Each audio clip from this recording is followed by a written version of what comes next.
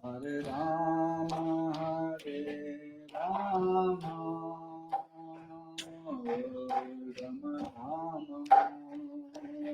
Hare Hare, Hare Krishna, Krishna, Krishna Krishna, Hare Hare Rama, Hare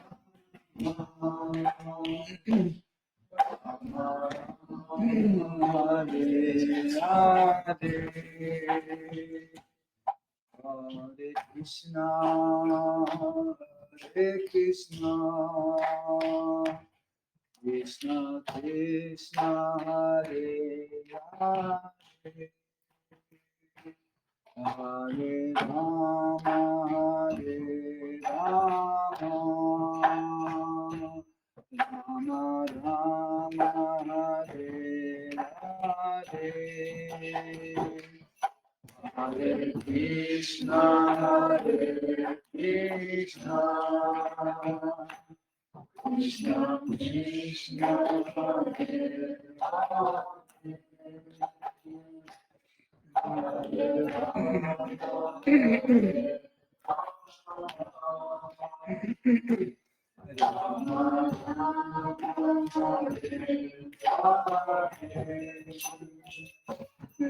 Hare Krishna, Hare Krishna, Krishna Krishna, Hare Hare, Hare Rama, Hare Rama, Rama Rama, Hare Hare, Hare Krishna, Hare Krishna, Krishna Krishna, Hare Hare Rama, Hare Rama, Rama Rama, Hare Hare Krishna, Hare Krishna, Krishna Krishna, Hare Hare, Hare Rama, Hare Rama, Rama Rama, Hare Hare, Hare Krishna, Hare Krishna,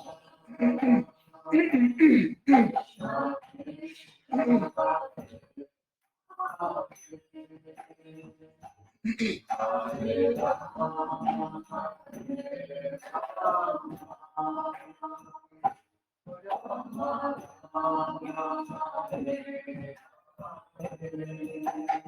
Hare Krishna, Hare Krishna,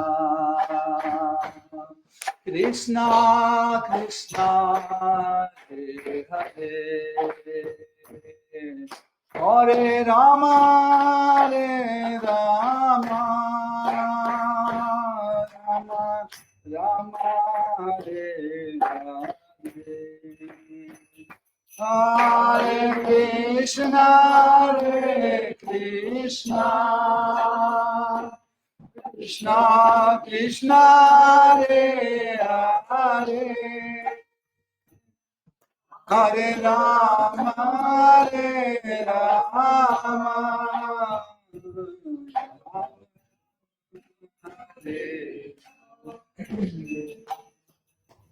Hare Krishna, Hare Krishna,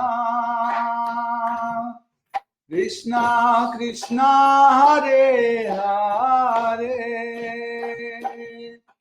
Hare Rama, Hare Rama, Rama Rama, Hare Hare, Hare Krishna, Hare Krishna, Krishna Krishna Hare Hare Hare Rama Hare Rama Hare Hare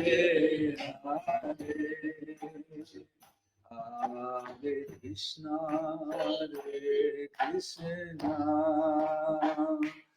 Krishna Krishna Hare Hare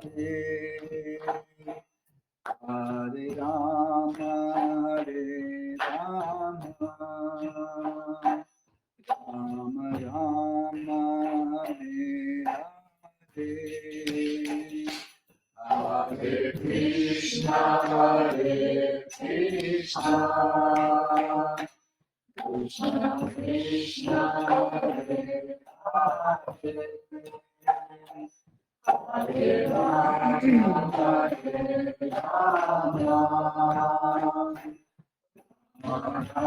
Hare Krishna Krishna Krishna Hare Hare Hare Rama Rama Rama Hare Hare Hare Krishna Krishna Krishna Krishna Hare Hare Hare Rama Hare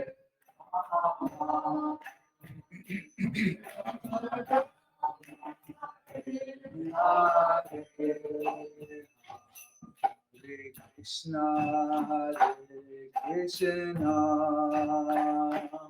Krishna Krishna Krishna Hare Hare Hare Rama Rama Rama Rama Hare Hare Hare Krishna Krishna Krishna Krishna Hare Hare Rama Rama Rama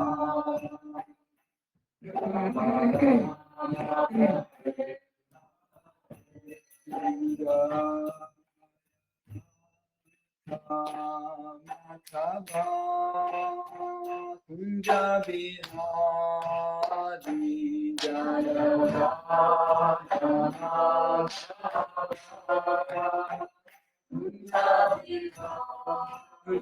Jaya Radha Madhava Kunja Bihari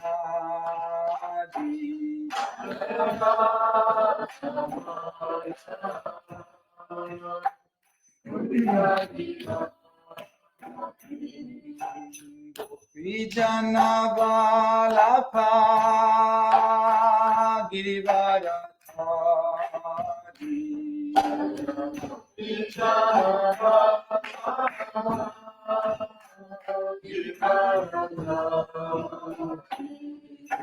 Gopi Janabalapha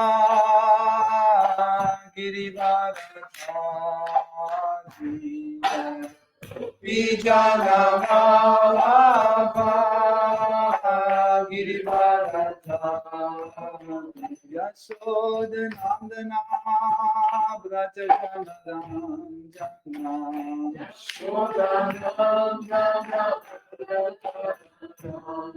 Yasodhanandana Braja Janadana Yasodhanandana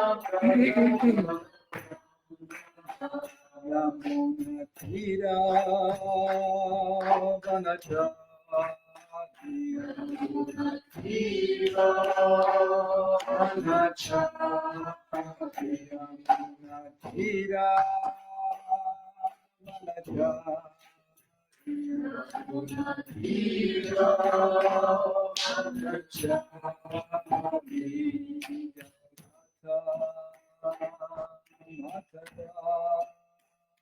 Kunja Bihari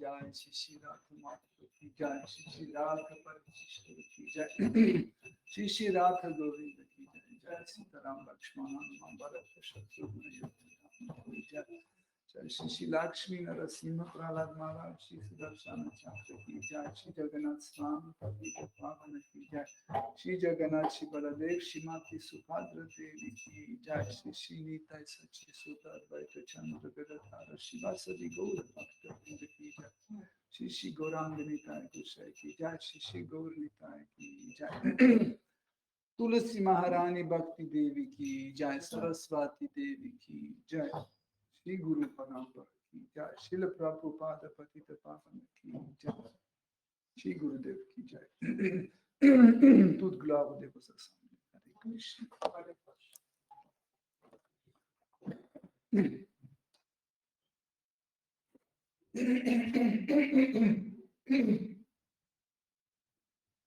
Om Ajnanatirandasya Janandana Shalakaya Chakshurumilitam Yena Tasmai Shri Gurave Namaha Shri Chaitanya Manavishtam Sakitam Yena Bhutam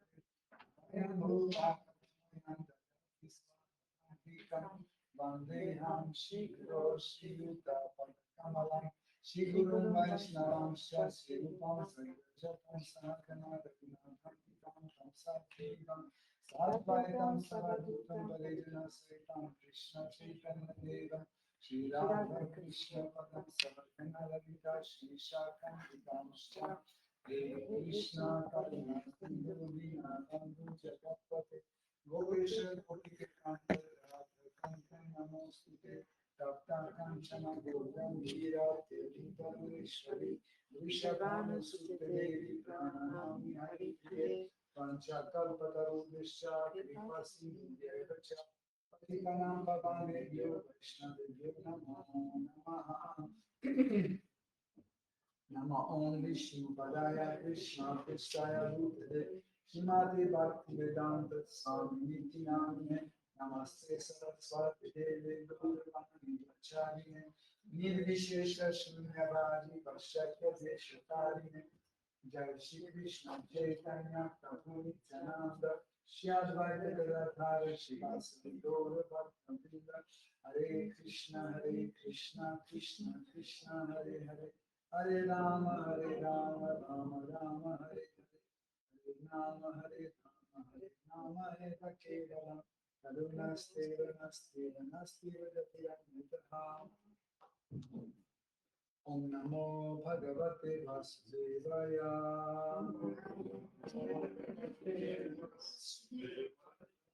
Om Namo Bhagavate Vasudevaya Om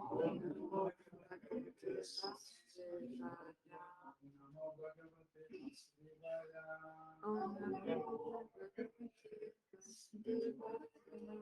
Hare Krishna Shekho. Nous continuons notre étude de Srimad Bhagavatam.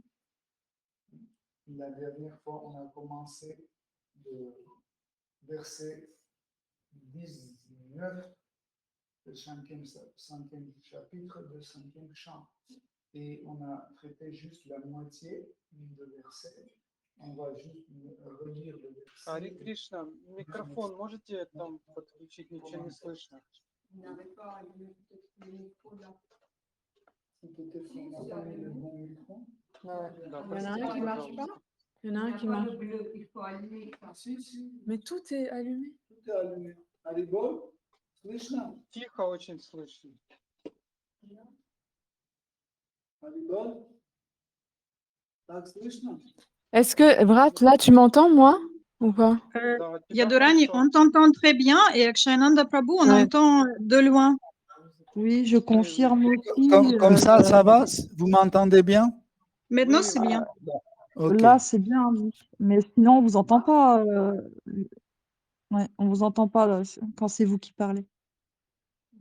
Bah, pas bien du tout, quoi.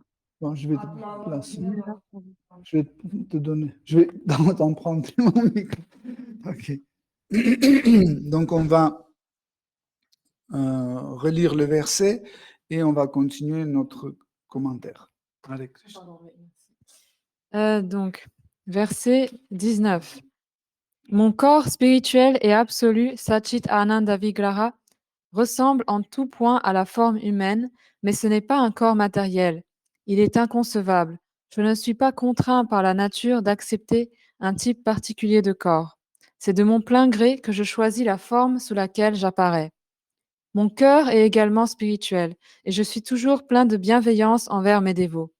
Aussi peut-on découvrir en mon cœur la voie du service de dévotion, destinée au bhakta, alors que j'en ai rejeté l'irréligion, adharma, et les activités non dévotionnelles.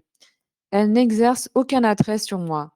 En raison de tous ces attributs divins, on m'adresse généralement des prières sous le nom de Rishabhadev, le Seigneur souverain, le meilleur de tous les êtres vivants.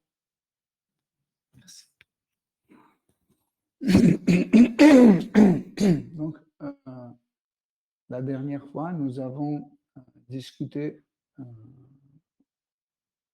le corps, le corps du Seigneur suprême. Parce que il y a beaucoup de différentes traditions spirituelles dans lesquelles les adeptes de telle ou telle tradition en fait, présentent leur perception de l'absolu. Par exemple, certains pensent que nous ne pouvons pas voir Dieu. Certains pensent que Dieu ne peut pas avoir un corps. Certains pensent que nous ne pouvons jamais avoir une communication avec l'absolu, parce que l'absolu est différent des êtres vivants. Même il y en a ceux qui disent que le Seigneur suprême n'a pas de sens, il n'a pas de sentiment, donc il ne peut pas sentir des choses, etc. Donc, mais les Vaishnavas, la tradition Vaishnava explique que pour que quelqu'un soit nommé, ou quelque chose soit nommé absolu, il doit avoir certains critères. Donc, et un des critères les plus importants de l'absolu, c'est qu'il il n'a pas besoin des conditions pour son existence. Par exemple, pour que cette fleur existe, elle a besoin de l'eau, de l'air, de la lumière, etc. Si on prive de ces éléments, donc elle ne peut plus vivre parce qu'elle n'est pas autosuffisante. Donc, tandis que l'absolu n'a pas besoin de conditions de vie parce que c'est lui-même qui donne les conditions de vie aux tous autres. Et pour ça, nous développons le sujet, surtout le Srimad Bhagavatam, découvre en fait pour nous l'absolu sous toutes ses différentes formes, y compris sa forme personnelle. On a parlé de forme universelle, on a parlé de forme impersonnelle, mais aussi on a parlé de sa personnalité, de son aspect personnel. Et le Seigneur suprême, Shri Krishna, dit que quand il vient dans une forme qui ressemble à une forme humaine, nous considérons que c'est un être vivant comme tous les autres. Et pourtant, cette idée vient de notre ignorance, parce que nous ne comprenons pas quelle est la différence de corps de Seigneur suprême et le corps d'un être vivant. Le corps d'un être vivant est un produit, on peut l'appeler comme ça, c'est un produit de son karma. Si on a reçu tel type de nez, telle oreille, tel type de bouche, tel cou, telle couleur des cheveux, etc., etc., c'est le résultat de karma. en fait, dans les résultats de karma, il y a deux choses.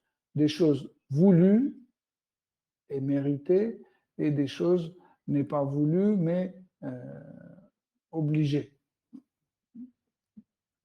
Tous les deux sont dans des conditions de karma. Par exemple, j'ai tellement voulu être un homme, je suis né comme un homme. Okay? Mais je n'ai pas mérité une beauté et je n'ai pas pu avoir la beauté. Je suis un homme laid, par exemple. Vous comprenez? Donc, pourquoi? Parce que, en fait, l'énergie matérielle a cette capacité de répondre. Si vous vous souvenez, dans une de nos conférences, nous avons parlé de quelque chose de très important, c'est que Krishna a une attitude à répondre à tous nos sentiments et à tous nos actes.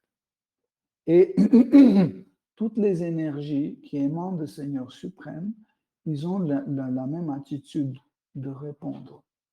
C'est pour ça que l'énergie matérielle qui émane du Seigneur suprême aussi répond à nos actes.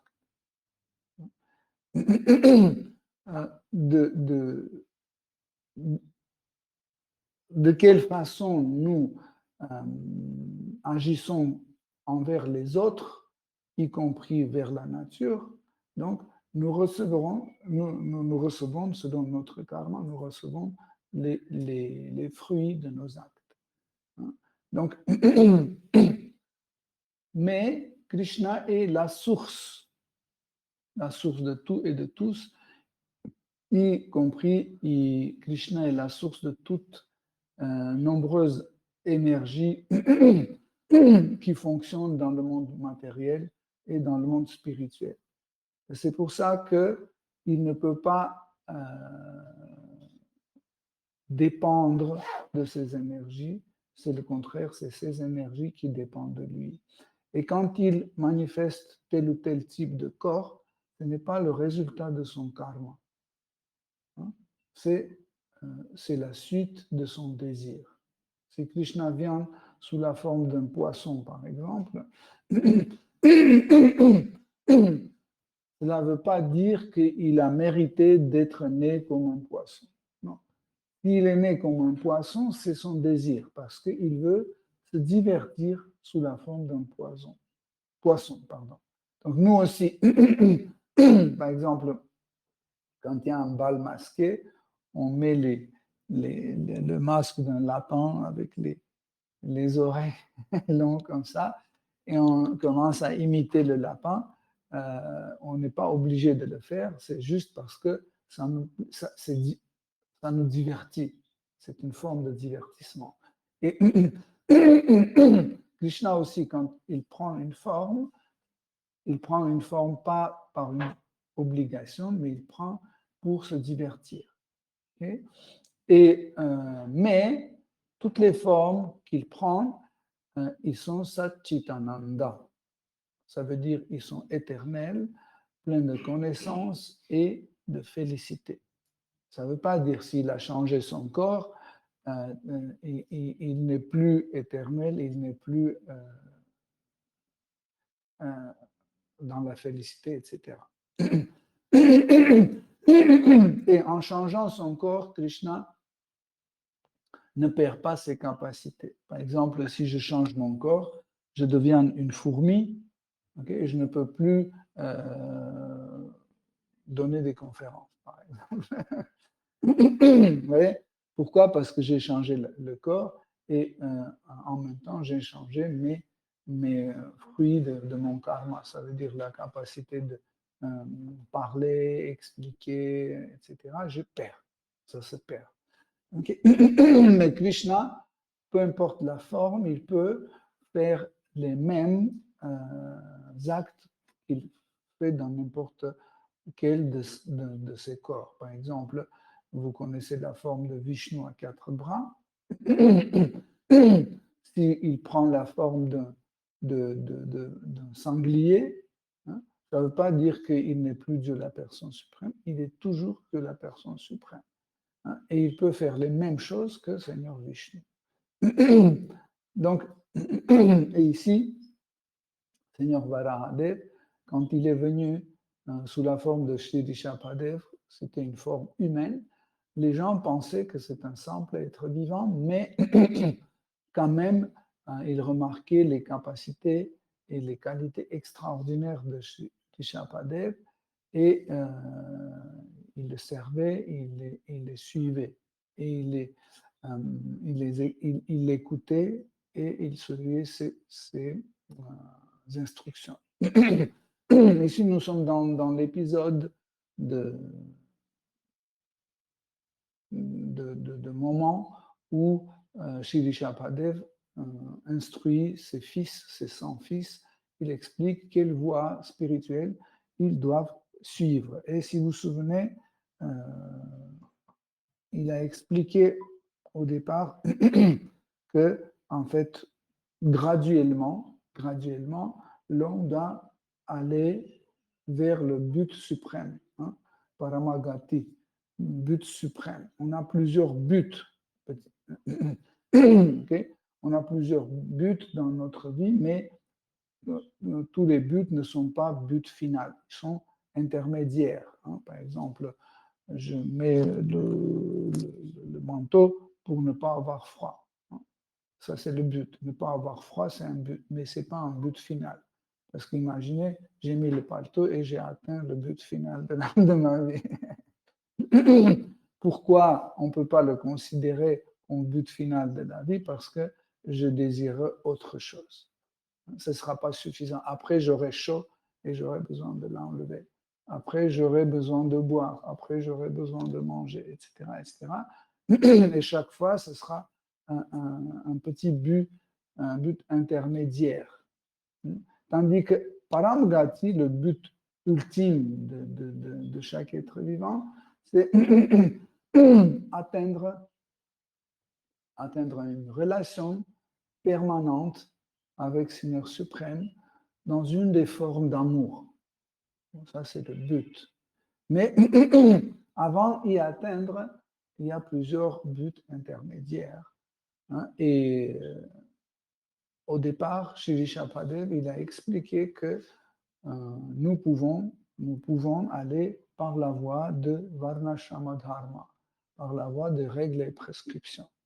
En fait, si vous lisez le Chaitanya Charitamrita, dans la conversation avec Ramananda Roy, Sri Chaitanya Mahaprabhu garde le même principe de comment on évolue, hein, petit à petit sur un but intermédiaire vers un but plus ultime. C'est pour ça que Ramananda Roy en premier montre le système de Varnashrama Dharma. Car le système de Varnashrama Dharma, c'est le première étape d'organisation de la société. Vous voyez, aujourd'hui même, si les Vaishnavas existent dans ce monde matériel, par exemple sur la Terre, à Paris, nous ne pouvons pas encore organiser la société. L'organisation de la société est très, très difficile. Regardez, chaque pays, chaque gouvernement essaye d'organiser la société de telle sorte pour qu'on n'ait pas de la criminalité, de fraude, je ne sais pas, délinquance, etc., etc. Mais on n'arrive pas. Vous savez pourquoi? Krishna dit dans la Bhagavad Gita, il dit quand les principes et les règles de la religion, de la bonne voie, est anéanti, hein, je descends pour les redonner de nouveau, pour les rétablir encore une fois. Donc ça veut dire, quand le cabinet des ministres, il s'assoit, il propose une loi, il vote, etc., et ça passe, il ne peut pas marcher parce que cette loi ne vient pas d'une source suprême, d'une source parfaite. Un cabinet de ministres ne peut pas être une source stable et parfaite. Mais Krishna est la source de tout et de tous, et il est seule personne parfaite. Donc, Pour ça, nous devons suivre ces lois. Et ces lois, Seigneur suprême, donne sous la forme de religion. Pourquoi il donne sous la forme de religion? Parce que quand il donne les règles et prescriptions, il se place dans les règles et prescriptions. Ça veut dire chaque homme qui suit les règles et prescriptions, hein, il sait que tout cela est donné par Seigneur suprême. C'est pour ça qu'on l'appelle religion, parce que Dieu existe dans ces règles. Par exemple, les règles de circulation, comment on dit ça, des voitures, code de la route. Hein. Par exemple, les règles code de la route, on ne peut pas appeler la religion. Et pourtant, il y a des règles et prescriptions dedans. Mais pourquoi on ne peut pas l'appeler comme une religion? Parce que Dieu y est absent. Si Dieu était présent dedans, on pouvait dire, oh, ok, là, c'est une religion. Ça veut dire, si on trouve, par exemple, le code de la route dans la Bhagavad Gita, par exemple, 19e chapitre, on peut dire, ah oui, là, c'est la religion. Pourquoi? Parce que Krishna dit, c'est moi qui ai instruit et introduit le code de la route. Mais Krishna ne dit pas ça dans la Bhagavad Gita.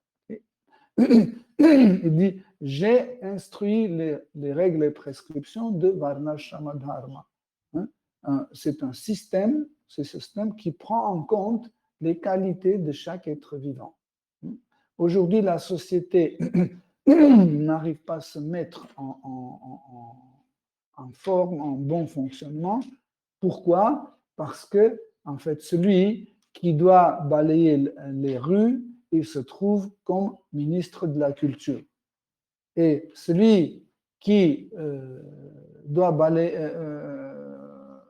être ministre de la Culture, il devient, celui qui doit être ministre de la Culture, il balaye les rues. Donc, c'est des activités qui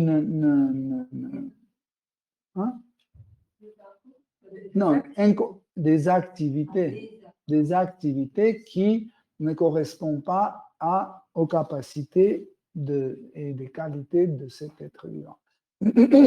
Mais Krishna a introduit un système extraordinaire. Il dit, nous devons exercer selon nos capacités, selon nos qualités corporelles. Quand on dit corporel, ça veut dire c'est mental et physique. Parce que les capacités et les qualités mentales font partie de notre corps, corps subtil.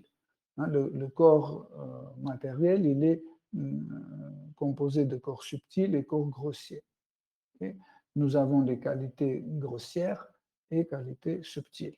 Les qualités subtiles, c'est celles d'intellect, de mental, de faux ego, et les qualités physiques ou grossières, ce sont la force physique, la capacité de se déplacer rapidement, lentement, de chanter ou ne pas chanter. Par exemple, quelqu'un peut avoir une très belle voix qui peut chanter très joliment, mais ne peut pas prendre plus que 3 kilos. Et l'autre peut déplacer 200 kilos, mais il ne peut pas chanter. Donc, parce que son corps n'est pas adapté à ça. Donc, donc, chacun doit être à sa place. C'est ça le principe de système de Varnashrama. C'est pour ça, comme une confirmation dans la Bhagavad Gita, Krishna dit mieux que l'homme fasse ses propres devoirs, même d'une façon imparfaite, que faire d'une façon parfaite le devoir de quelqu'un d'autre. Donc, c'est ce que nous faisons aujourd'hui. Par exemple, quelqu'un qui est un bon bricoleur, comme moi, par exemple, il devient un chirurgien. Mais ce n'est pas un bricolage. Vous voyez, un chirurgien, tout en premier, doit avoir le sentiment de compassion envers ses patients. Ce n'est pas juste pouvoir bien couper, bien coudre. C'est pas la chirurgie, c'est autre chose. Vous comprenez? La chirurgie, c'est ramener la personne à la santé, mais pas juste bien bricoler. C'est deux choses différentes. Donc, et le système, en fait, aujourd'hui, système d'enseignement est basé sur le désir. Je veux devenir un avocat. Pour devenir un avocat, il faut avoir les qualités d'avocat. On ne peut pas remplacer les qualités d'avocat par les autres qualités. Par exemple, je déteste les gens.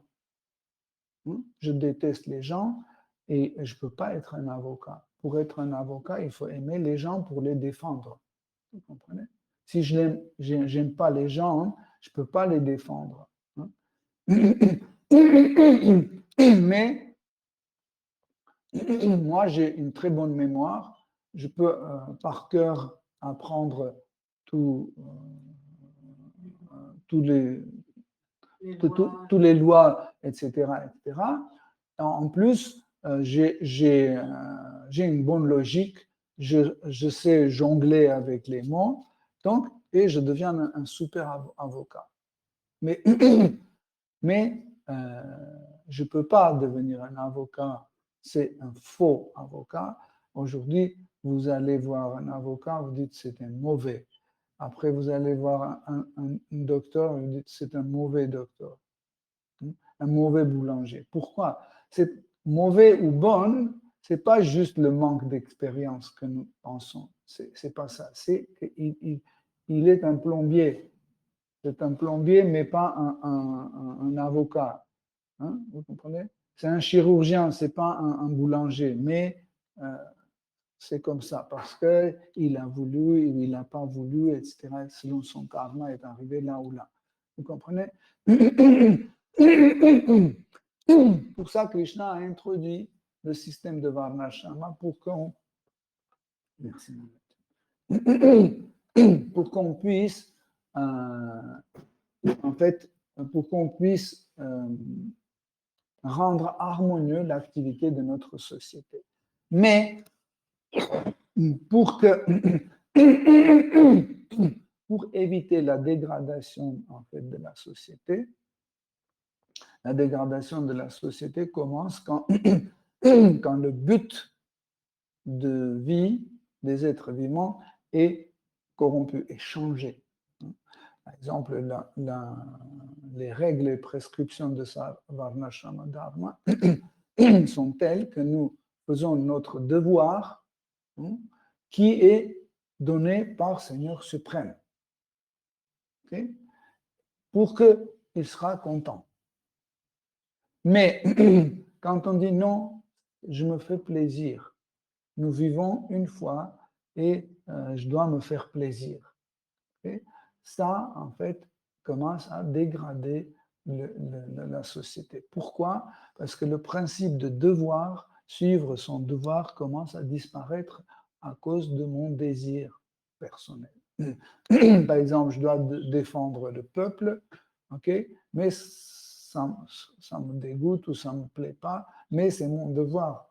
Je dis, tant pis qu'il meure, c'est pas grave, de toute façon, je suis vivant. Voyez? Ou à la place de nourrir les gens, je dis, bon, je vais regarder la télé parce que le plus important, que je dois me faire plaisir. De toute façon, tout le monde fait ça. Hein? Donc, pourquoi moi, je ne dois pas faire ça? Donc, nous vivons pour avoir le plaisir de telle ou telle chose. Okay? Et cela, en fait, commence à détruire la société. Donc, et dans le système de Varnashrama Dharma, ceux qui veulent aller plus loin, les brahmanas, la tête de cette société, commencent à expliquer qu'en fait, même en ayant le système de Varnashrama Dharma, nous souffrons. Ne pensez pas que s'il y a le système de Varnashrama, personne ne souffre. On souffre moins. Comme par exemple, nous péchons tous. On pêche tous, n'est-ce pas? On fait des péchés tous les jours. Okay? Mais dès qu'on suit 4 principes, hein. On ne mange pas la viande, on ne boit pas l'alcool, on ne s'intoxique pas, on ne joue pas le jeu d'hasard et on ne fait pas les relations sexuelles illicites. D'un seul coup, si on suit ces 4 règles, en fait, 75% de nos péchés sont réduits. C'est extraordinaire, non? Mais le reste, c'est difficile, hein, c'est difficile. Mais quand on continue à pécher, hein, il y a la souffrance qui arrive comme le résultat de nos péchés. Et en fait, nous pensons comment faire pour ne pas souffrir. Et en fait, les règles et prescriptions, nous disons qu'il faut que nous contrôlons nos sens. Hein, c'est ce que, si vous vous souvenez bien, Shri Shapadev, après avoir expliqué le système de Varnashrama Dharma, il dit que ce n'est pas un système parfait, hein, pour être heureux, c'est un bon système, mais pour que ce soit plus parfait, il faut y introduire le renoncement. Contrôle de sens. Renoncement et contrôle de sens, c'est des synonymes. Okay? Donc, si on renonce, hein, qu'est-ce qu'on renonce tout en premier? Nos désirs. Il y a une phrase qui dit que moins nous désirons, moins nous souffrons. Plus on désire, plus on souffre. Hein? Par exemple, je souffre parce que je désire une bonne glace. Par exemple, je souffre parce que je n'ai pas une bonne glace, mais à partir du moment quand je renonce à cette glace, hein, je n'ai plus de désir, donc je ne souffre plus. Hein. Mais dès qu'on a un désir, on commence à souffrir parce que même si je peux obtenir ce que je veux, hein, je pense que si je peux obtenir ce que je veux, je ne vais pas souffrir, mais dès qu'on l'obtient, on commence à souffrir avec. C'est extraordinaire. Hein? Par exemple, je veux du miel, okay? Je veux du miel et je prends et je commence à le manger. Donc je dis, je ne souffre plus, j'ai enfin le miel. Mais le problème, c'est que je dois contrôler ma langue. Parce que si je mange plus, je vais souffrir. Okay? Je dis non, pas plus qu'une cuillère. Je mange une cuillère et je ne suis pas satisfait parce que mon désir dépasse une cuillère. Je veux plus qu'une cuillère. Vous comprenez? Donc, en tout cas, je ne suis pas satisfait. Donc, je vais souffrir d'une façon ou l'autre. Ou ça ne sera pas assez, ou ça sera trop, ou ça ne sera pas ce miel que j'ai voulu, etc., etc. Ou parce que je voulais le manger seul, mais je l'ai partagé, etc. De toute façon, il y aura toujours quelque chose qui va me déranger, qui va me rendre souffrant. Donc, pour cela, il faut qu'on puisse introduire dans notre vie le renoncement, hein, et comme ça, nous pouvons encore enlever encore une partie de notre souffrance. Mais en développant cette idée, Shri Shapadev, il dit, même ça n'est pas assez. Hein. Il faut que nous perdons tout type de désir lié à ce monde matériel et se libérer de ce monde matériel. La libération, le mukti. Il explique que le mukti, en fait, aide à arrêter la souffrance. Okay? Mais, comme vous vous souvenez dans les versets précédents, il a dit, une fois la libération atteinte, on doit l'abandonner et aller plus loin. Donc, et en effet, c'est là où c'est difficile à comprendre. Si on est atteint de la libération, ben c'est bon, on ne souffre plus. Le but est atteint, mais il va expliquer Rishabhadev que en fait, le but n'est pas atteint parce que ça aussi, c'est temporaire. Même la libération est temporaire. Donc, les écrits sacrés, il explique de 5 types de la libération. Il y a un type de libération qui s'appelle Ekatva Mukti. Ekatva, c'est la libération impersonnelle. Si vous vous souvenez, on a traité ça plusieurs fois. Donc, c'est une sorte d'union avec la vérité absolue, avec la vérité absolue sous son aspect impersonnel, où on n'a aucun échange, on devient un, entre guillemets, on devient un, donc on revit la même chose, mais il n'y a pas d'échange, il n'y a pas de deuxième personne, même moi-même, je ne sens pas l'absolu. Je me sens absolu. Okay?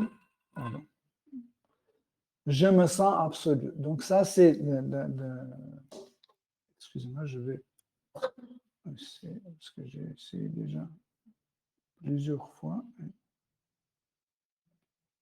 Donc, désolé. Donc,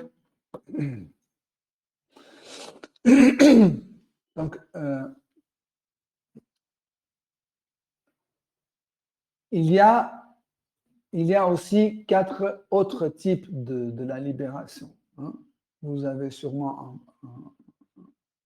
entendu de ça, donc 4 autres types que Krishna offre.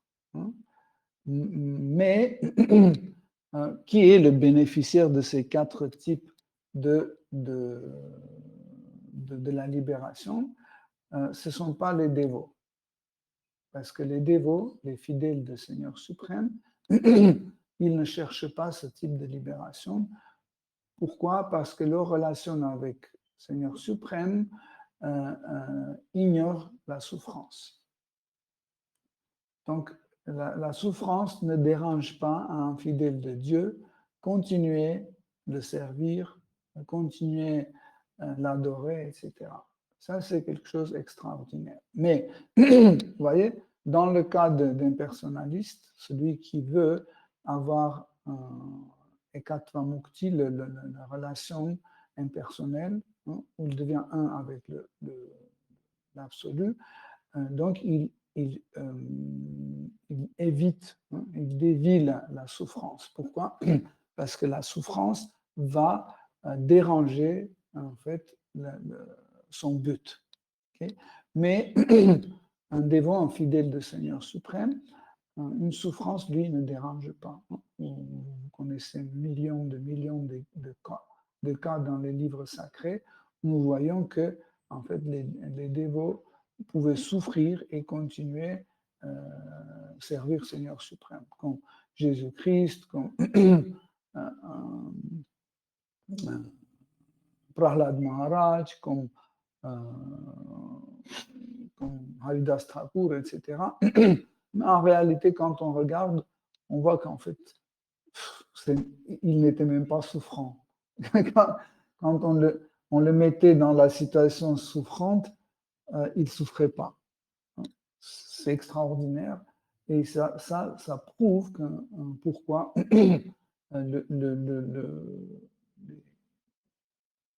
les dévots de Krishna, en fait, ils ignorent la souffrance. Ils ne disent pas que oh, je veux la libération. Mais, encore une fois, qui est le bénéficiaire de ces 4 types de libération? On va les citer. Ce sont les croyants. Ce sont les croyants qui ont suivi les règles et prescriptions, mais n'ont pas développé un attachement à Seigneur suprême. Ça peut être les sages, une catégorie des sages qui ont compris que la vérité absolue est omnipotence, omniprésent, etc., qui est la source de tout et de tous, mais ils n'ont pas aussi développé un attachement. Eux aussi, ils peuvent bénéficier de ces 4 types de la libération. Les êtres démoniaques peuvent bénéficier aussi de la libération. Nous pouvons dire, oui, mais c'est injuste. Regardez, ce sage-là, 150 000 millions d'années, il a fait d'austérité, etc., etc. Et il a obtenu la même chose que ce démon qui ne faisait que détester Krishna, lutter contre Krishna, etc. Où est la justice? C'est la justice. C'est la justice, pourquoi? Parce que Krishna est miséricordieux par sa nature. Hein? C'est pas parce que il sait qu'être miséricordieux, c'est bon. C'est pour ça qu'il est miséricordieux. Nous, par exemple, on n'est pas miséricordieux du tout. Mais quand même, on essaye de jouer un miséricordieux. Pourquoi? Parce qu'on sait que être miséricordieux, c'est important et c'est bien. Vous comprenez? Tandis que Krishna ne peut pas autrement. Il est miséricordieux. Et il est miséricordieux envers tout le monde qui s'adresse à lui, y compris les démons. Pourquoi certains démons reçoivent la miséricorde de Krishna sous la forme de la libération et certains non? Si vous analysez bien, ceux qui mettent toute leur force, tout leur caractère, toutes leurs énergies pour détester Krishna, ils reçoivent la miséricorde. Ceux qui sont hostiles à fond vers Krishna, ils reçoivent la libération de une de ces 4 libérations. Cela veut dire ceux qui, en fait, s'adressent à Krishna avec un sentiment très très fort, même si c'est hostile, comme on a dit, il peut obtenir une libération. Par exemple, comme ça, il avait peur de Krishna. Et il dormait, il se réveillait, et tout le temps, il n'arrivait pas à manger, tout le temps, il voyait que Krishna va le tuer. Il avait peur tout le temps. Shishupal, il détestait Krishna, il l'enviait. Mais ce sentiment était tellement fort que Krishna lui a donné aussi une libération. Donc, quels sont ces 4 types de libération? C'est Sarupya Mukti, c'est quand nous naissons dans une des planètes Vaikuntha, dans le monde spirituel, sur la planète où séjourne Seigneur. Salokya Mukti. Lokya, ça veut dire l'endroit.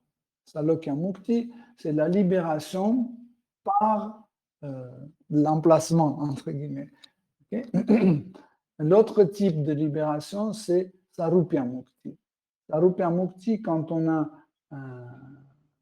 le même corps que le Seigneur suprême. Ça veut dire le corps a 4 bras, à peu près de la même couleur, de même accessoires, etc. Et si un de personnes qui a reçu Sarupya Mukti vient ici, nous pouvons le prendre pour Seigneur Vishnu. Il faut penser que c'est Seigneur Vishnu. Si on ne connaît pas les particularités de corps de Seigneur Vishnu, de ses accessoires, etc., on peut penser que c'est Seigneur Vishnu qui est venu.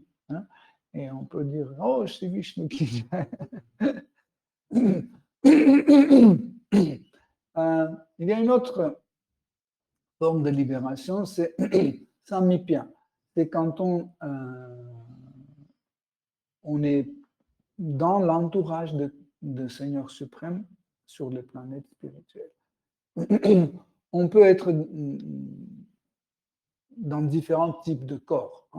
Nous pouvons être comme un homme, comme un perroquet, un paon, on peut être comme une pomme, une banane, etc., mais se trouver toujours autour du Seigneur. Il y a des choses qui sont loin. Par exemple, il y a des arbres qui poussent loin et le Seigneur suprême peut les contempler de loin. Mais Samipya veut dire la proximité. Non, pas amitié. C'est être proche, être à côté, être proche, dans l'entourage. Voilà. Okay? Et eux, ils peuvent bénéficier de ça. Par exemple, ils sont toujours au courant qu'est-ce que Krishna mange dans cet instant, avec qui il parle, comment il se repose, etc. etc. Ça, c'est Samipya. Et il y a une autre, c'est Srishti Mukti, c'est que quand nous avons l'accès à la richesse du Seigneur suprême. Hein. Par exemple, je peux être un petit chien qui voyage sur le Garuda avec Lakshmi Narayana, par exemple. Okay?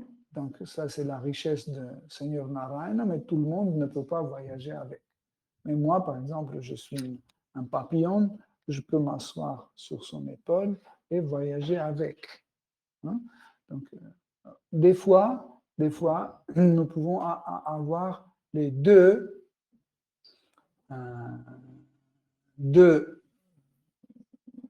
caractéristiques de ces quatre. Hein? Ça peut être mixte. Hein? Comme par exemple cet exemple avec le papillon qui est sur l'épaule de Narayana.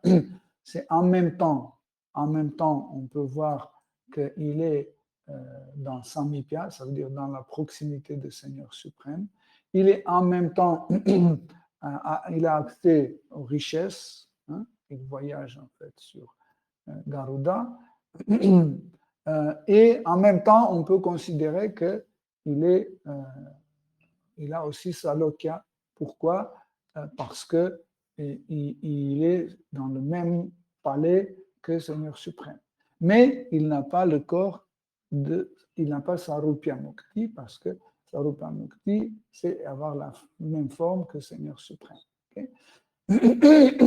Quelle est la particularité de ces quatre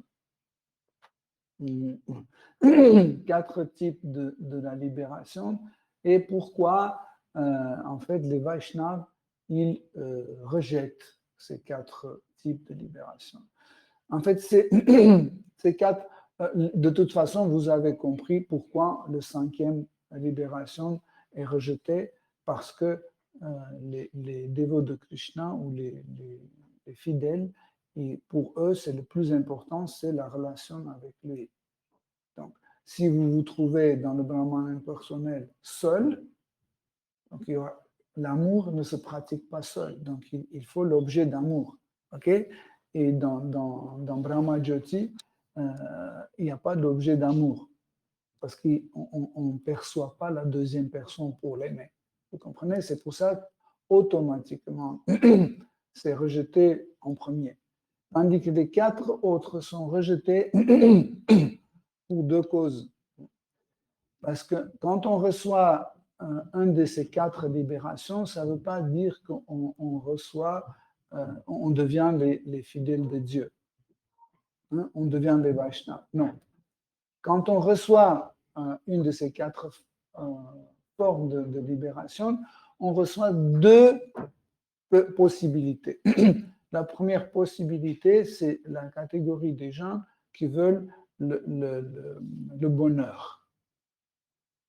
Okay?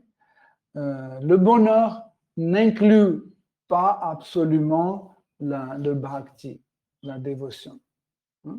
Parce que je peux être, même ici dans le monde matériel, les gens disent, je n'ai pas besoin de bhakti parce que je suis heureux. Parce que j'ai eu un bon karma, j'ai une belle femme, des bons enfants, la santé, la richesse, etc., etc. Je suis heureux sans avoir Dieu. Vous comprenez?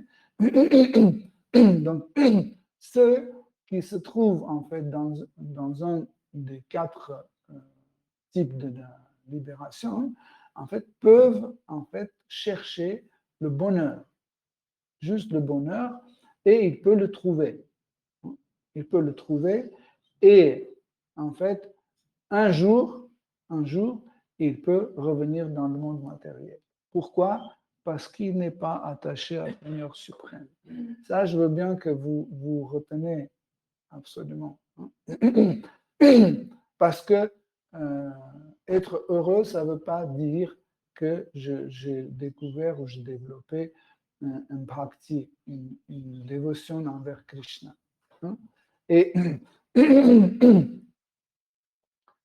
Et juste le fait d'être dans le monde spirituel ne veut pas dire que je suis un dévot de Krishna. Parce que le Brahma Jyoti, la radiance de corps de Seigneur suprême, est présente dans le monde spirituel partout. Mais les âmes qui se trouvent dans le Brahma Jyoti, ils ne sont pas les dévots de Krishna. Ils ne voient même pas le monde spirituel. Parce qu'ils sont fixés sur leur propre plaisir de ne pas souffrir. Et Brahmananda, la félicité impersonnelle, les aveugle. C'est comme, par exemple, quand des fois la lumière est tellement forte que vous n'arrivez pas à voir des choses. Quand, par exemple, quand il y a un grand projecteur de cinéma qui est placé sur vous, vous ne voyez plus rien que la lumière. Dans Sri Ishopanishad, il y a un verset où on dit « Ô Seigneur suprême, s'il te plaît, enlève cette radiance pour que je puisse te contempler. » Ça veut dire, c'est pour ça que les dévots de Krishna ne veulent pas cette radiance. Parce que cette radiance leur dérange de contempler la forme personnelle de Seigneur suprême. Okay? Donc, cette catégorie, ceux qui veulent le bonheur, hein, ils peuvent rester sur les planètes Vaikuntha assez longtemps, ou petit à petit en avoir l'association avec les autres habitants de Vaikuntha, en voyant les divertissements de Seigneur Narayana, ils peuvent petit à petit développer un goût de service. Ils peuvent développer un goût de service et ils peuvent commencer à servir Seigneur suprême. Ils peuvent commencer à servir Seigneur suprême en acceptant en fait les règles et prescriptions de dévotion. Mais encore une fois, juste suivre les règles et prescriptions de dévotion, ça ne veut pas dire qu'on est dévot. Deuxième type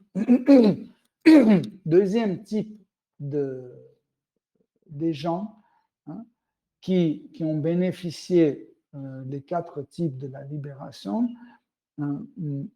c'est ceux qui veulent avoir l'amour vers Seigneur suprême. Vous pouvez dire, mais c'est bon, je veux Krishna Prema, l'amour pour Seigneur suprême. Donc, ici, il y a une petite nuance aussi. Si vous vous souvenez, un jour, on expliquait qu'est-ce que c'est Krishna Prema. Krishna Prema, c'est les sentiments spéciaux de Krishna vers son dévot et les sentiments de dévot vers Krishna. Les deux s'appellent Krishna Prema. Okay? Mais quand Krishna Prema devient le but, cela veut dire que nous voudrions quelque chose pour nous. Je veux Krishna Prema. Pourquoi? Parce que je veux quelque chose qui est cher. Je veux quelque chose qui est bon. Je ne cherche pas ça pour Krishna. Mais si vous vous souvenez bien la description de Uttama Bhakti, de la dévotion supérieure que Rupa Goswami donne, dans son verset, il ne parle pas de Krishna Prema. Il parle de Anukundena Krishna Anushilanam. Ça veut dire faire quelque chose qui plaît à Seigneur suprême, pour son plaisir. Rupa Goswami ne parle même pas de l'amour. Extraordinaire, non? Et nous, on dit, oh, je veux Krishna Prema. Il ne dit, ça ne rentre pas dans le... Mais ça ne veut pas dire qu'un dévot n'aime pas Krishna. C'est quelque chose qui vient tout seul. Ce n'est pas le but final. Vous comprenez? C'est pour ça, en fait, c'est pour ça qu'un dévot, il commence à rejeter tous 5 types de de la libération. Donc, on a détaillé. Je ne voulais pas aller plus pour que vous puissiez retenir déjà ça, parce que c'est assez compliqué. Si vous aurez des questions après, ce sera avec plaisir. Je reprends le verset, et dans le verset,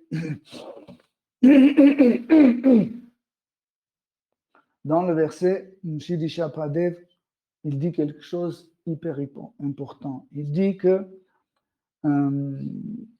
je pense toujours à mes dévots, et pour eux, je garde dans mon cœur le chemin de service dévotionnel.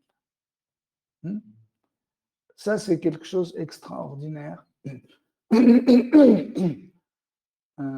En fait, nous pouvons atteindre le Seigneur suprême seulement par la voie de Bhakti. Et Krishna réserve pour ses dévots, il réserve le chemin de Bhakti dans son cœur. Qu'est-ce que ça veut dire dans son cœur? C'est dans ses sens. Et par la suite, il explique, il dit, ce qui concerne un adharma, un non-religion, et tout autre acte qui ne sont pas liés au service dévotionnel, je garde un endroit très loin de mon cœur, parce que ça ne m'intéresse pas, ça ne m'attire pas. Ça, c'est extraordinaire, et je pense que... Oui. On dit que ce qui concerne irréligion ou tout autre type d'action qui ne sont pas liées au service dévotionnel, j'ai une place très loin de mon cœur, car ça ne m'attire pas, ça ne me plaît pas. Je suis convaincu, peut-être je me trompe, mais à mon avis, chez Krishnadas Kaviraj Goswami, quand il a donné la définition de péché, à mon avis, il devait se baser sur ce verset, car c'est vraiment exactement la même idée qu'il développe dans Chaitanya Charitamrita. Donc,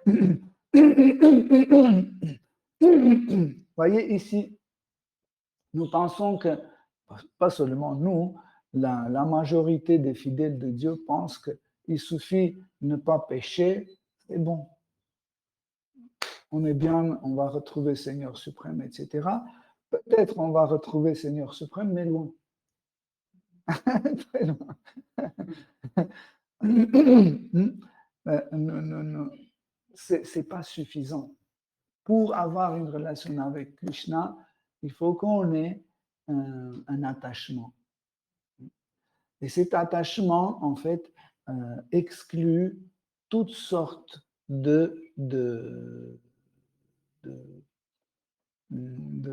toutes sortes de valeurs égoïstes, valeurs personnelles. C'est pour ça, il dit, et tout autre.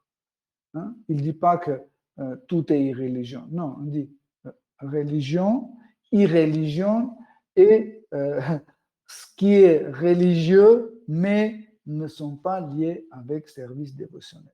Ici, nous voyons clairement que Krishna distingue ce qui est bhakti, la dévotion, et ce qui est la religion. Souvent, les gens mélangent les deux. Ce n'est pas la même chose. Je peux être religieux. Je peux suivre toutes les règles de la religion. J'accepte l'existence de Dieu. Je me prosterne devant lui, mais j'ai aucun attachement, aucun désir, aucune attraction envers lui. Vous voyez? Ça peut être une religion. Mais la dévotion peut inclure la religion aussi. Mais la première règle de la dévotion, c'est désirer satisfaire l'essence de Krishna, désirer satisfaire Seigneur suprême. Voyez. Ça, c'est la dévotion. Elle peut être avec la religion inclue et sans la religion inclue. Par exemple, sur certaines planètes dans le monde spirituel, comme Goloka Vrindavan, les gens ne suivent pas la religion. Hein? En fait, où il y a une sorte de la religion qui n'a rien à voir avec Krishna. Hein? Krishna est Dieu la suprême, Dieu la personne suprême, et Narayana aussi est Dieu la personne suprême. Mais ils sont attachés à Krishna sous des formes personnelles, et ils aiment Krishna comme leur fils, comme leur mari, comme leur ami, comme leur maître. Hein, ils aiment. Et ils n'acceptent pas que leur mari ou leur fils peut être de la personne suprême. Ils sont en même temps religieux. Hein, ils peuvent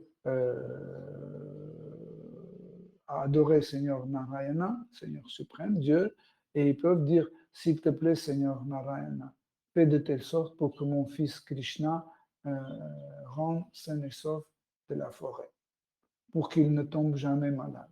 Tandis que Krishna est de la personne suprême. Mais ils n'acceptent pas.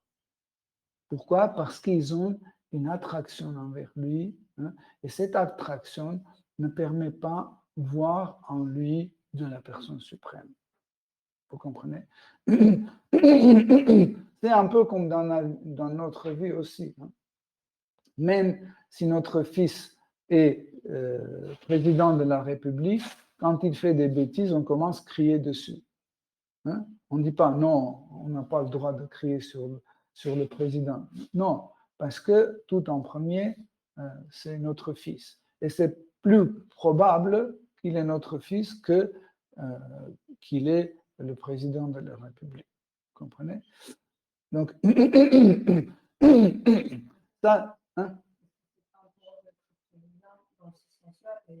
Non, parce qu'ils ont donné la vie d'un garçon. Ils n'ont pas donné la vie d'un président de la République. Ils ont voulu avoir un fils. Ils n'ont pas voulu avoir un président de la République. Ouais, à l'école, il était, je ne sais pas, il était le champion de ski. Après, il était, je ne sais pas, il était vegan. Après, il est devenu président de la République. Après, il peut être quelque chose d'autre. Ça change, mais il reste toujours leur fils. Okay? Donc, ça veut dire l'autre n'est pas 100% vrai. Ça peut être, ça peut pas être. Oui, temporaire aussi. Même s'il est éternellement président de la République,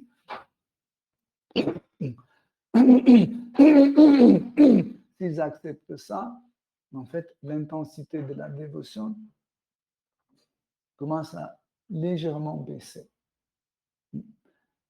C'est une partie, je ne veux pas en parler de toutes ces particularités parce que c'est un peu compliqué, mais en fait, c'était très important pour qu'on comprenne ce qui Seigneur Rishabhadev dit, et le plus important, c'est qu'il il a ouvertement dit que juste la religion, ça ne m'attire pas, ça ne me plaît pas trop. Ça, c'est important à comprendre. Il a dit, seule voie que j'ai gardée jusqu'au mon cœur, c'est la voie de Bhakti. Ceux qui peuvent se mettre sur ce voie, hein, c'est ceux qui ont une attraction envers moi. Voilà. C'est ceux qui peuvent se mettre sur ce chemin. Ne pensez pas que n'importe qui peut se mettre facilement sur le chemin de Bhakti. Tout le monde, en théorie, est capable. Hein, parce que tous les êtres vivants, ils sont capables de devenir un dévot, un fidèle de Krishna. Mais pour cela, il faut une qualification. On dit que cette qualification, c'est la foi.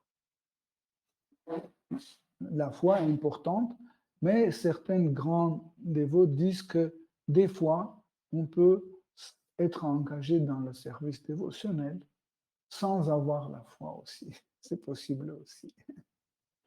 Ok, Hare Krishna, cher dévot. Si vous avez des questions, des commentaires.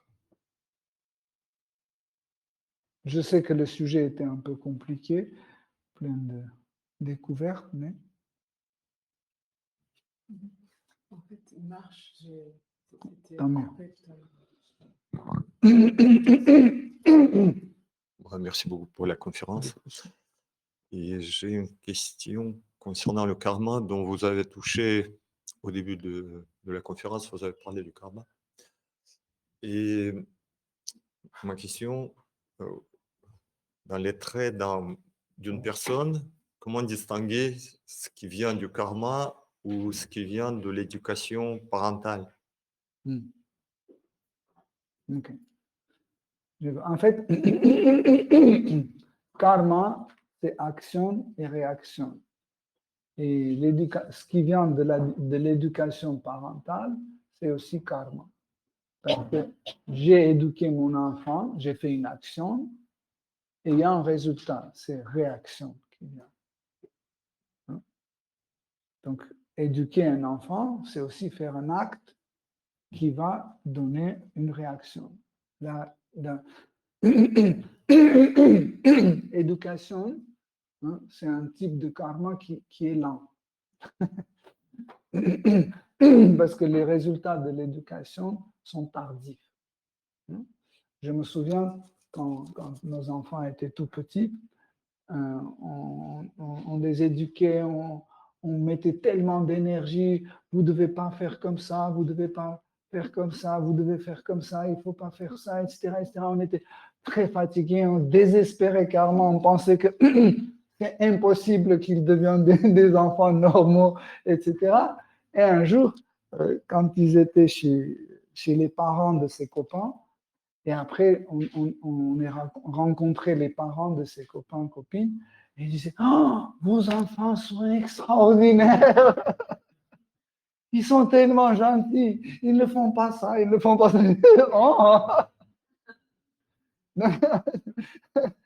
C'est un fruit tardif. L'éducation, c'est un fruit tardif.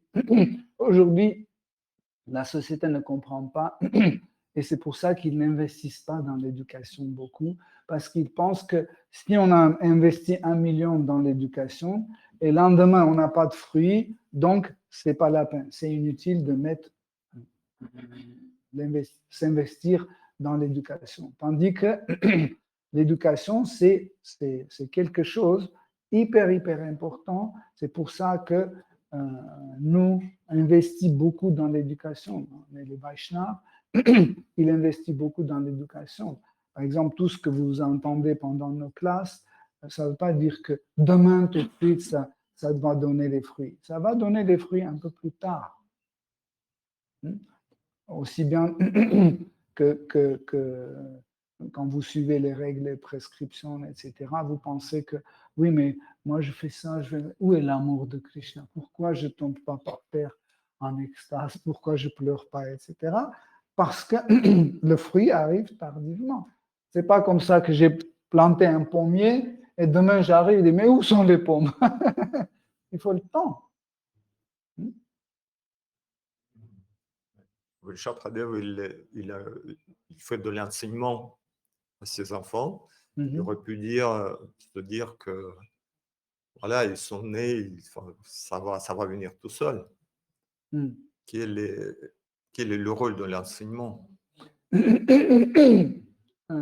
Quand nous sommes nés, selon le karma, nous avons l'influence des 3 gunas, de la passion, de l'ignorance et de la vertu. Et en fait, cela forme une différente perception du monde.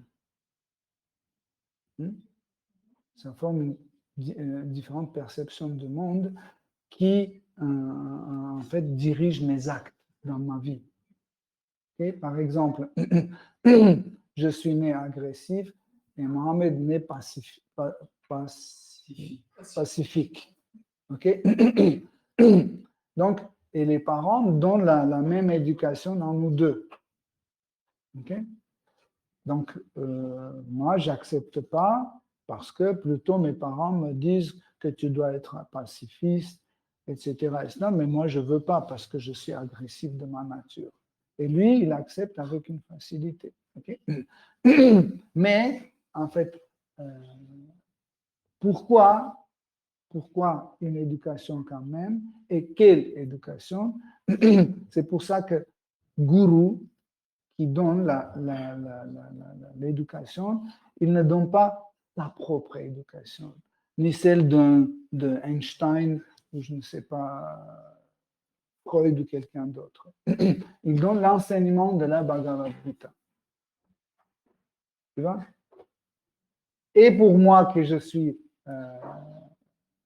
agresseur, pas pacifique, etc., et lui qui est pacifique, un ange, etc., pour nous deux, il donne l'enseignement de la Bhagavad Gita, qui est un enseignement parfait. Parfait. Ok? Nous ne devons pas. Pourquoi on dit que le gourou doit contrôler ses sens? Pour ne pas être corrompu. Par exemple, j'ai 100 élèves, oh, ils m'adorent, etc., ils me soutiennent, etc. Et je vois quand je dis il faut être austère, il ne faut pas manger du chocolat, il ne faut pas boire du café, il ne faut pas fumer, etc. Ils commencent petit à petit à partir. Et je dis, ça ne va pas. Donc je dis, vous pouvez fumer des cigarettes, mais 3 par jour, c'est suffisant. Et 4, oh, je dis, celui-là, il est le plus riche. OK, 4, c'est bon. Vous ne pouvez pas boire de café. Ouais, mais sans café. OK, 3 cafés par jour. Donc, je commence à être corrompu. Et en fait, je commence à dévier des règles et prescriptions données par la Bhagavad Gita et nous ne pouvons pas arriver là où Bhagavad Gita nous emmène. Okay? Donc, c'est pour ça, l'éducation, en fait, ce n'est pas quelque chose qu'on doit, comme on fait dans les écoles, ils disent, alors maintenant, on a un nouvel système d'éducation, on a changé, maintenant on va dire aux enfants comme ça et comme ça et comme ça. Après, l'époque change, on dit, voilà, et maintenant, c'est un vieux système d'enseignement, on doit changer. Maintenant, on va faire comme ça, comme ça et comme ça. Vous voyez? Donc, si vous suivez les livres d'histoire, par exemple, prenez tous les livres d'histoire du XXe siècle et vous étudiez, faites une analyse comparative concernant le même effet. Par exemple, la Deuxième Guerre mondiale. Les Russes disent que c'est eux qui ont gagné la Deuxième Guerre mondiale. Les Américains disent que de toute façon, c'est nous qui avons gagné la Deuxième Guerre mondiale. Les Français disent on a gagné parce qu'on a résisté. On a laissé les Allemands venir tranquilles ici, mais on a résisté quand même et comme ça, on a gagné la Deuxième Guerre. Donc, et après, le temps change, le gouvernement change, on brûle ces livres-là, on dit même finalement, c'est pas comme ça, c'est la coalition des pays européens qui se sont mis ensemble et grâce à ça, ils ont gagné. Mais ne comptez pas les Russes parce que les Russes sont agresseurs, etc. Ils réécrivent chaque fois l'histoire. Donc, on ne peut pas compter sur ces livres-là. Vous comprenez? Tandis que Srimad Bhagavatam, il raconte l'histoire de Gajendra, ça fait déjà plusieurs millions d'années. Et l'histoire est toujours la même. Rien n'a changé. Okay? Les paroles de Bhagavad Gita n'ont pas changé, c'est toujours les mêmes. On ne s'assoit pas, le concilium spirituel dit, bon, il faut réécrire la Bhagavad Gita, elle n'est plus actuelle parce qu'il y a des choses que les gens ne suivent pas. Donc, on va retirer le système de Varnashamada, on va retirer ces choses-là, on va retirer le renoncement parce que ça ne plaît pas au monde, etc. On va fabriquer une nouvelle Bhagavad Gita. C'est ce qu'ils ont fait avec les évangiles. Au début du IVe siècle, ils ont un peu trié et ils ont vu que Jésus-Christ dit des choses qui ne vont pas. Ils ont dit, bon, on va trier un peu, on va couper par ici, par là, etc. etc. Nous avons de la chance que notre Param Guru, Srila Prabhupada, il est, il est venu, il nous a donné les livres sacrés dans la forme authentique, originelle. Ok? Je ne sais pas si vous avez déjà lu les autres interprétations de Bhagavad Gita. Il y en a certains qui n'ont rien à voir avec la Bhagavad Gita.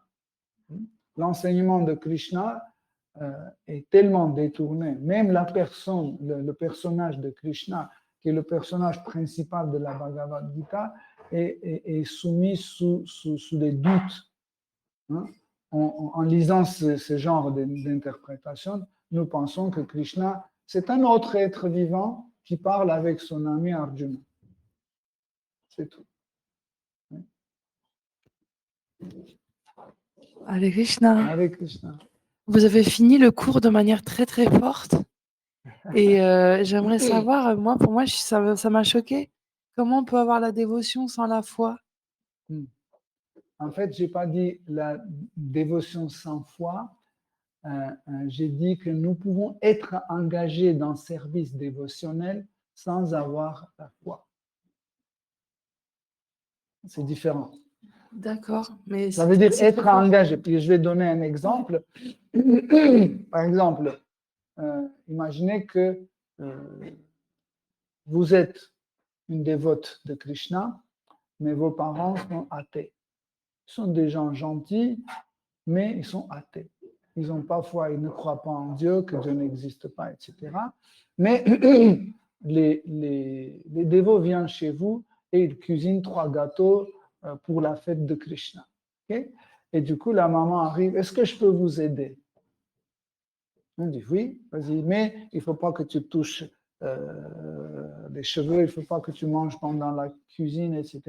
Oui, oui, pas de problème, elle met tout proprement, elle fait tout, tu vois, elle cuisine avec nous, mais elle ne croit pas. Mais elle est engagée dans le service dévotionnel, sans avoir la foi.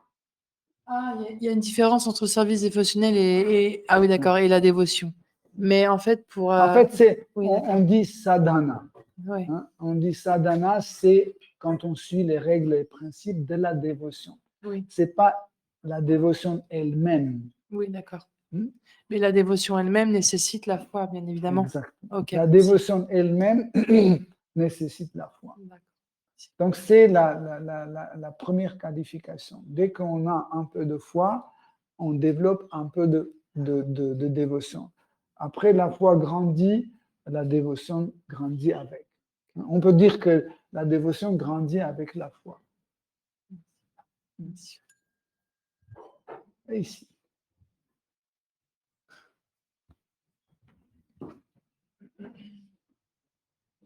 Et, donc souvent, on parle de la connaissance et il y a tout type de connaissances par rapport aux enseignements de Krishna, mais il y a la connaissance totale, il y a toujours des qualificatifs, connaissance absolue, totale, pour pouvoir faire ce chemin dévotionnel. Et moi, la question, c'est la connaissance, en fait, on a l'impression qu'elle est illimitée, mais du coup, jusque à partir de quel moment où on peut vraiment ressentir la dévotion? Est-ce qu'il faut tout apprendre ou est-ce qu'en fait, on comprend la dévotion et la connaissance quand on a compris en fait que en fait, tout est Krishna et à partir de là, est-ce qu'on peut penser, sans dire, bon, j'arrête d'étudier, hein, il faut toujours étudier, mais est-ce qu'on peut au moins se dire, j'ai compris? Ok. Pour que ça soit bien compréhensible, je vais donner un exemple. Donc, vous savez qu'il y a les 5 éléments grossiers. C'est l'espace, l'air, le feu, l'eau et la terre. Okay? Prenons par exemple l'eau. L'eau, quand on dit l'eau, c'est une des substances, une des tattvas, une composante de cet univers. Il ne s'agit pas de l'eau même. En fait, par exemple, le lait, c'est de l'eau. Le miel, c'est de l'eau. Okay? Par exemple, la camphre, hein, ou le, comment ça s'appelle, pas camphre, mais qui pousse sur les arbres et qui commence à couler. Sève. Pas sève, non. La résine, la résine. Par exemple, la résine des arbres, c'est aussi considéré comme l'eau. Pourquoi? Parce que ça coule. En fait, tout ce qui coule, c'est la catégorie de l'eau. Okay? Par exemple, les concentrés coulent aussi, c'est une catégorie de l'eau aussi. Est considéré comme dans la même catégorie. Il ne faut pas comprendre. Hein? Oui, non, mais j'explique. Donc, en fait, tout ce qui coule, c'est dans la catégorie de l'eau. Okay? Mais, prenons l'eau même. Et vous pouvez la trouver dans différentes catégories. Par exemple, sous la forme de vapeur. C'est de l'eau. C'est la même substance, mais elle ne coule plus. Donc, c'est difficile pour nous de considérer comme l'eau. Okay? Mais l'eau en vapeur, c'est la catégorie de l'air. Okay?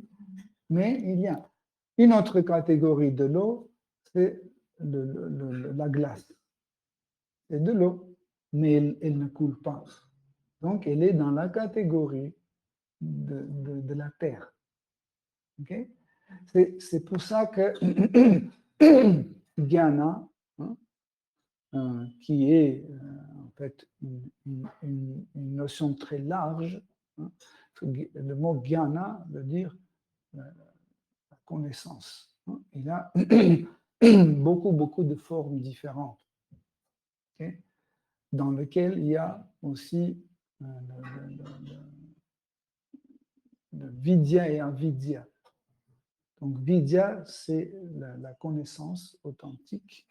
Hein, et avidya, c'est l'ignorance ou ce qui est le contraire de vidya, avidya. Donc, mais on la considère aussi comme une connaissance.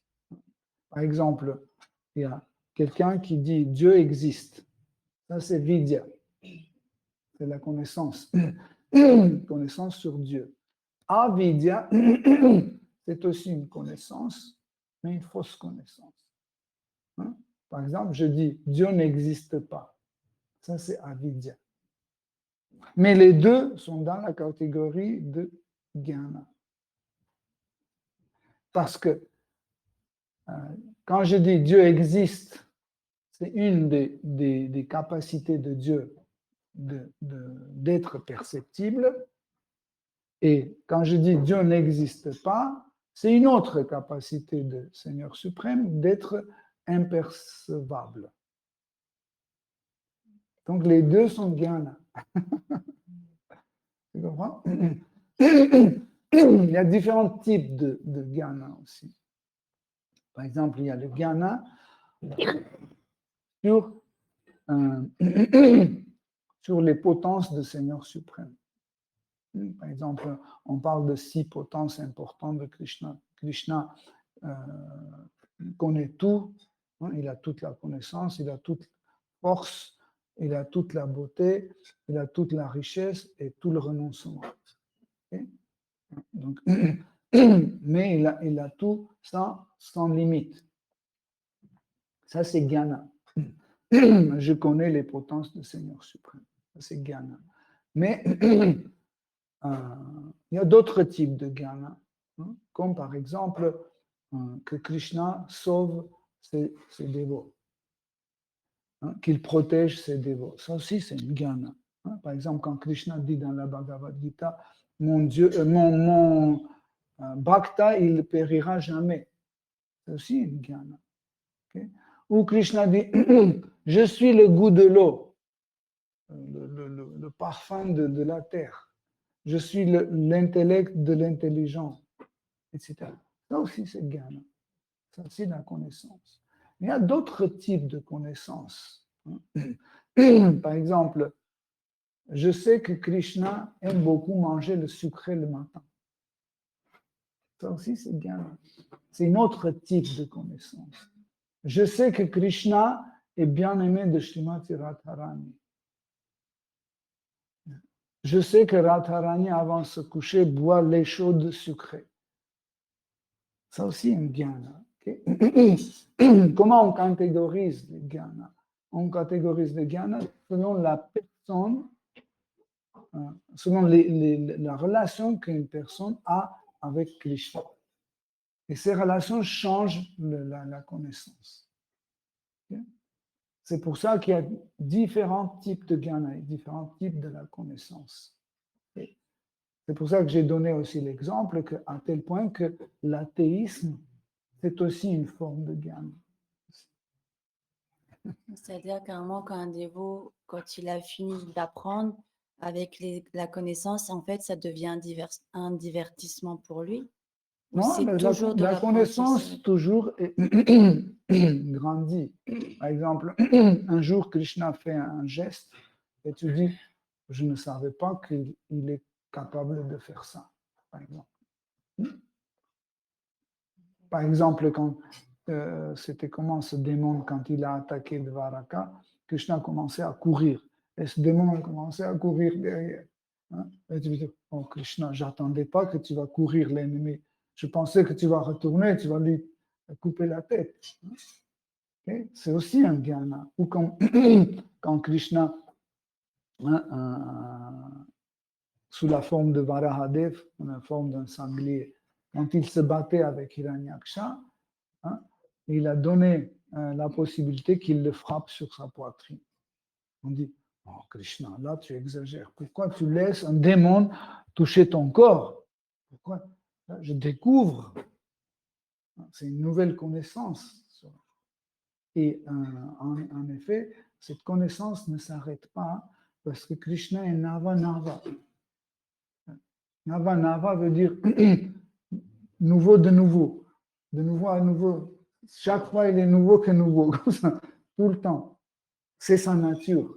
Hein? C'est sa nature. C'est pour ça que ceux qui décrivent Krishna, ils n'arrivent pas. Ils veulent mettre un point sur la description de Krishna et ils disent, oh, il y a plein de trucs de nouveau qui est arrivé. Ils continuent à écrire, ils disent, voilà, c'est fini. Et puis, non, il y a Krishna a fait tellement d'autres divertissements, d'autres. Ils continuent. Par exemple, Valmiki. Valmiki qui écrivait Ramayana. L'histoire, il décrivait la vie de Sri Ramachandra, le Seigneur suprême Sri Ram. Et chaque fois, il disait, voilà, maintenant, c'est presque fini. Il y avait autre chose. Il y avait autre chose. Et c'est impossible parce qu'il est sans fin, donc la connaissance sur Krishna est sans fin aussi.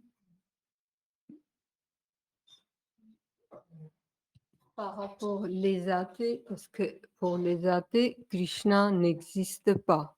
Donc, comme tu disais, c'est une connaissance aussi, parce que comme Krishna est absolu, il existe, il n'existe pas. Les deux sont connaissances. Nous acceptons qu'il existe et il peut manifester non-existence. Donc, c'est dans ce sens-là que c'est une connaissance. On comprend que Krishna peut ne pas exister en fait, aussi pour ceux qui ne veulent pas. Pourquoi? En fait, l'athéisme, c'est une forme de connaissance parce que un athée, il rejette Dieu. On ne peut pas rejeter quelque chose qui n'existe pas. Vous comprenez? Impossible. Pour rejeter quelque chose, il faut que cette chose existe. Donc, elle existe. C'est pour ça que les athées luttent contre Dieu d'une façon acharnée.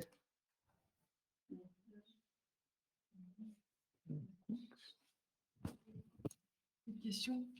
Et comme Krishna est toujours vivant et qu'il y a toujours des histoires, des épopées, qui est en train d'écrire ces nouvelles histoires? Ces histoires? Oui, ces nouvelles anecdotes, est-ce que... En fait, le monde spirituel est construit d'une façon extraordinaire.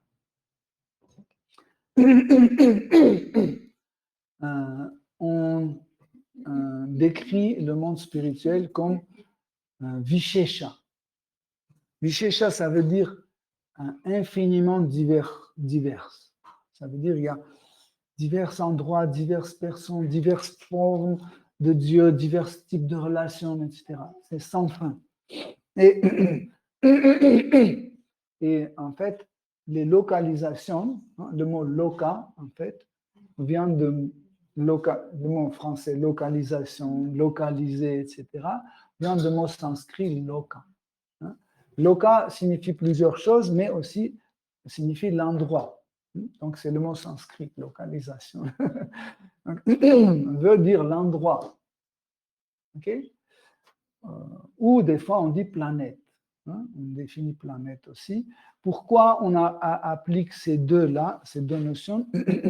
Il y a aussi une troisième notion qu'on est obligé d'appliquer.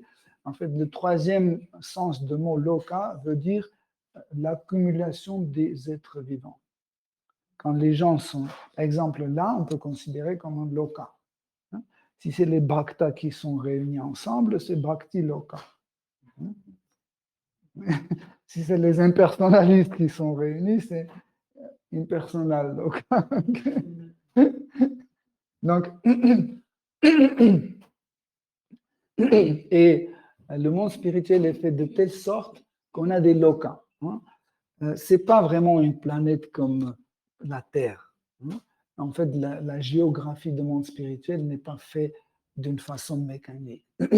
C'est qu'ils vivent là, d'autres types vivent là, d'autres types vivent là. Et aussi, il y a une sorte de marge, les frontières, qui créent différents types, diversité de lokas. Par exemple, d'ici là, par exemple, imaginez loka, comme vous voulez, à droite, il y a un certain type d'amour vers Krishna.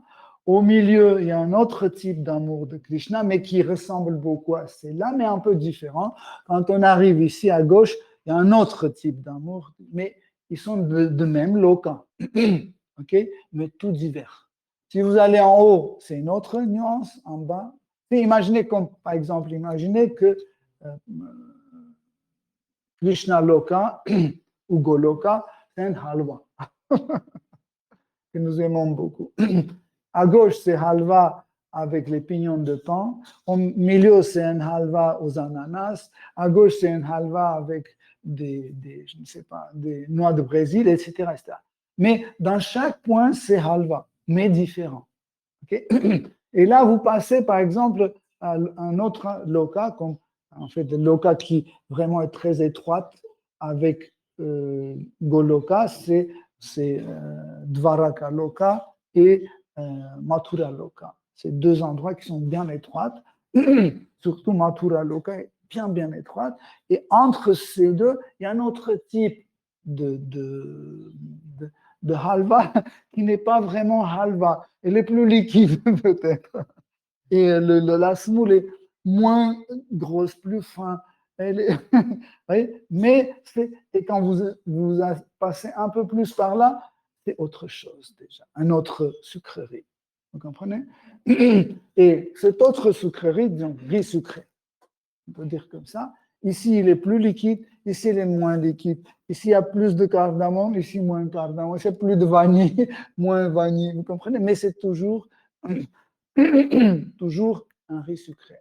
Donc, en fait, le monde spirituel est divisé selon les grosses humeurs. Mais, comme on a dit, cette grosse humeur est liée avec les autres. Et il y a toujours des petits passages qui créent les diversités. Mais aussi, il y a des communications. De ce loka, quelqu'un va là-bas, il raconte des nouvelles. Il dit, vous savez, Krishna a fait ceci, cela. Même des fois, on envoie des espions d'un loka à l'autre. Par exemple, quand Krishna se trouvait à Dvaraka ou à Mathura, les gopis envoyaient un signe là-bas pour qu'il cueille l'information et qu'il ramène. Et il allait, il voyait que Krishna fait, il revenait, il racontait tout ça. Donc, nous avons de la chance aussi, c'est que, en fait, par la miséricorde de Krishna, des fois, l'information du monde spirituel puis vers le monde matériel, on reçoit les choses. Mais il ne faut pas inventer le monde spirituel. Nous avons une imagination très riche, hein, et souvent on commence à inventer des choses,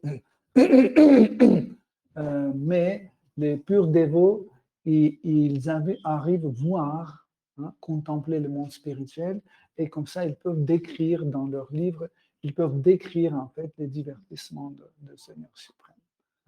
Par exemple, quand ils écrivent que Krishna a fait ça, il a dit ça, etc., on ne peut pas dire « comment tu sais, tu n'étais pas là », etc. Mais nous voyons que selon notre siddhanta, selon nos postulats de notre tradition, tout est correct. Rien n'est fautif.